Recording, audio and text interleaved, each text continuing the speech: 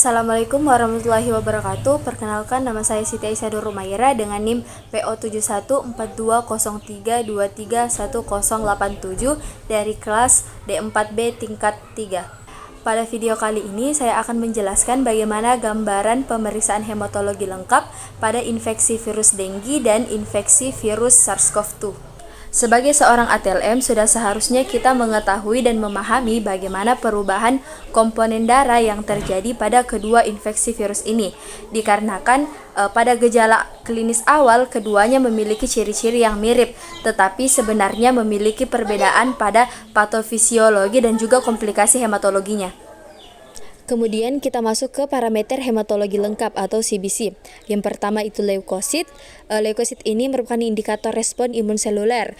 Jadi penurunan atau leukopenia sering terjadi pada awal infeksi virus. Kemudian yang kedua itu ada trombosit. Trombosit ini berperan dalam hemostasis. Jadi penurunan drastis adalah ciri khas atau hallmark pada infeksi virus denggi. Kemudian yang ketiga yaitu hematokrit. Hematokrit mengukur viskositas darah. Pada hematokrit ini peningkatan mendadak menandakan kebocoran plasma atau hemoragik.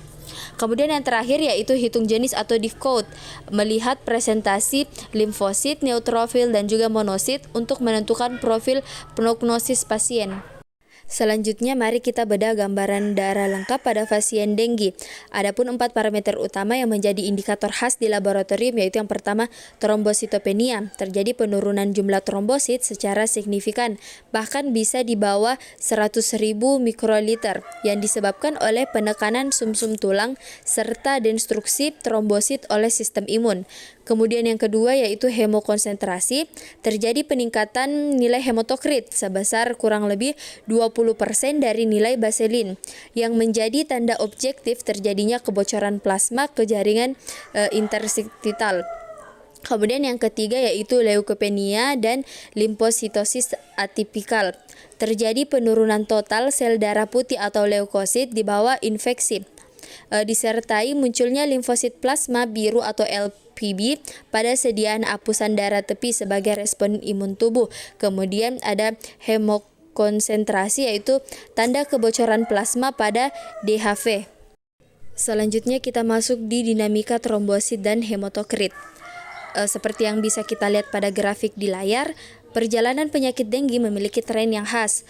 Perhatikan area grafik yang terus meningkat hingga mencapai puncaknya di hari keempat hingga hari kelima, yang kita kenal sebagai fase kritis. Poin penting yang harus kita garis bawahi di sini adalah tren peningkatan hematokrit ini biasanya berbanding terbalik dengan penurunan trombosit. Jadi di saat kurva hematokrit melonjak naik akibat pengentalan darah, di saat yang sama jumlah trombosit pasien justru merosot drastis.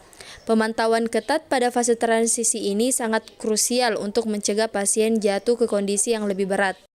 Selanjutnya mari kita bandingkan dengan profil hematologi pada pasien SARS-CoV-2 atau COVID-19. Berbeda dengan denggi yang berfokus pada trombosit dan hematokrit, pada COVID-19 kita akan melihat perubahan yang signifikan pada sel darah putih dan komponen imun lainnya.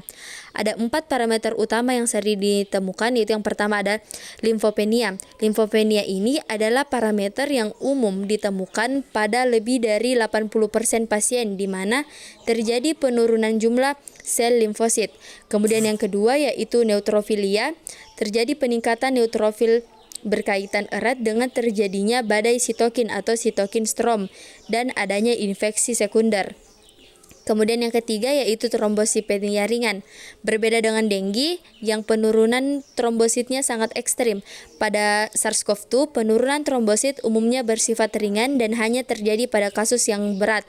Kemudian yang keempat yaitu yang terakhir ada eosinopenia, yaitu hilangnya atau habisnya sel eosinofil yang biasanya terdeteksi sebagai pada fase-fase awal infeksi. Selanjutnya kita beranjak ke alat diagnosis yang lebih spesifik pada SARS-CoV-2. Kita mengenal parameter NLR atau neutrophil to lymphocyte ratio. Parameter ini didapatkan dengan membagi jumlah absolut neutrofil dengan jumlah absolut limfosit dan terbukti menjadi penanda prognosis yang sangat kuat. Berdasarkan stratifikasi klinis pada grafik batang di layar, pada kasus ringan, nilai NLR cenderung berada di bawah 3.0. Sedangkan pada kasus sedang nilainya mulai merangkak naik ke angka 3.0 hingga 6.0. Sedangkan pada kasus berat atau kritis, nilai NLR melonjak drastis di atas 6.0. Mengapa ini penting? Dikarenakan NLR yang tinggi merupakan indikator kuat untuk memprediksi risiko kematian dan menentukan apakah pasien membutuhkan perawatan intensif di ICU secara lebih dini. Untuk mempermudah kita dalam melakukan diferensiasi cepat di laboratorium atau ruangan penanganan, mari kita lihat tabel perbandingan parameter hematologi antara denggi dan SARS-CoV-2. Dari segi leukosit atau sel darah putih, pada denggi terjadi leukopenia yang signifikan, sedangkan pada SARS-CoV-2 jumlahnya cenderung normal atau justru leukositasis pada kasus berat. Dari segi limfosit, denggi ditandai dengan hadirnya limfosit atipikal, sementara SARS-CoV-2 ditandai dengan limfopenia atau penurunan absolut limfosit count atau ALC. Dari segi trombosit, pada denggi jumlahnya drop sangat rendah hingga di bawah 100.000, sedangkan pada SARS-CoV-2 umumnya normal atau hanya turun sedikit. Dan terakhir yaitu hematokrit. Nilai hematokrit meningkat tajam hingga lebih dari 20% pada pasien denggi, sementara pada pasien SARS-CoV-2 nilai ini cenderung normal. Dari perbandingan parameter tadi, kita bisa menyimpulkan bahwa kedua penyakit ini memiliki jalur komplikasi fatal atau indikator keparahan yang sangat berbeda. Di sisi kiri, ancaman utama denggi adalah plasma lekage atau kebocoran plasma. Adapun alarm berbahayanya ditandai oleh kenaikan hematokrit secara mendadak, yang mengarah pada kondisi fatal berupa shock hipolemik atau denggi shock syndrome. Sedangkan di sisi kanan merupakan ancaman utama SARS-CoV-2, yaitu sitokin storm atau badai sitokin. Adapun alarm berbahayanya dipantau lewat rasio NLR yang tinggi dan kondisi limfopenia yang persisten atau menetap. Selain angka kuantitatif dari alat hitung otomatis, pemeriksaan mikroskopis melalui morfologi sel darah tepi memberikan petunjuk visual yang tidak kalah penting. Di sebelah kanan layar kita bisa melihat gambaran nyata dari sediaan hapusan darah. Pada kasus denggi, kita akan menemukan adanya reaktif limfosit atau limfosit atipikal. Cirinya sangat khas, yaitu memiliki sitoplasma yang luas dan bersifat basofilik, yaitu berwarna biru lebih gelap di pinggirannya karena aktivitas imun. Kemudian pada kasus SARS-CoV-2 sebaliknya, sel limfosit justru sering tampak lebih kecil dan menunjukkan tanda-tanda apoptosis atau kematian sel pada kasus yang berat.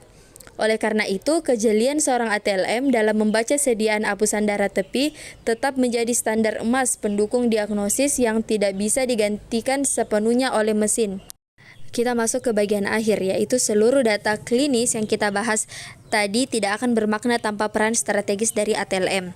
Kita semua di laboratorium berada di garda terdepan untuk melakukan validasi hasil automate analyzer secara akurat melalui konfirmasi mikroskopis. Kemudian melakukan monitoring parameter kritis seperti trombosit dan hematokrit secara serial dan berkala.